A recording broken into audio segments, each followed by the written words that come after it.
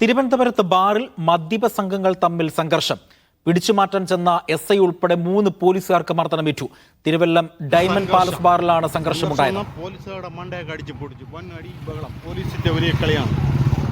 വൻ പോലീസ് സന്നാഹമായിട്ട് diamond bar very dangerous പ്രാതം കൂടിയ ബാറാണിത്. പോലീസുകാരൻ്റെ തലയുണ്ടൊക്കെ അടിച്ചു പൊട്ടിച്ചു.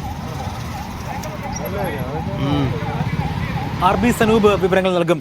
RB സനൂപ്, എന്താണ് ശരിക്കും സംഭവിച്ചത്? എപ്പോഴായിരുന്നു ഈ സംഭവം? ജിബിനുവൻ, രാത്രി 7 മണിയോടുകൂടിയാണ് ഈ അടിപിടി ഉണ്ടാവുന്നത്.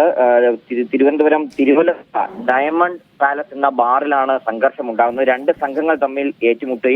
തുടർന്ന് ജീവനക്കാരാണ് തിരുവല്ലം പോലീസിനെ വിളിച്ചത്. SIയും 2 പോലീസുകാരും അവിടെ എത്തുന്ന സമയത്ത് ഈ സംഘങ്ങളെ തമ്മിൽ അടിക്കുകയായിരുന്നു. പിടിച്ചു മാറ്റാൻ ഒരാളുടെ തല അടിച്ചു പൊട്ടിക്കാൻ ശ്രമിക്കുന്ന സമയത്ത് പോലീസ് പിടിച്ചു മാറ്റാൻ ശ്രമിക്കുമ്പോഴാണ് ഈ മദ്യപ സംഘം പോലീസിനെ ആക്രമിച്ചത്. ഇതിലാണ് തിരുവല്ലം SI ആയിട്ടുള്ള തോമസ്, CPO ആയിട്ടുള്ള ശ്യാമപ്രസാദ്, അതുപോലെ ACPO രജീഷ് ലാൽ എന്നിവർക്ക് പരിക്കേറ്റിട്ടുള്ളത്. നിലവിൽ ഇവരുടെ നില ഗുരുതരമൊന്നുമല്ല, പക്ഷേ പോലീസുകാർക്ക് കാര്യമായിട്ടുള്ള പരിക്കുകളൊക്കെ സംഭവിച്ചിട്ടുണ്ട്.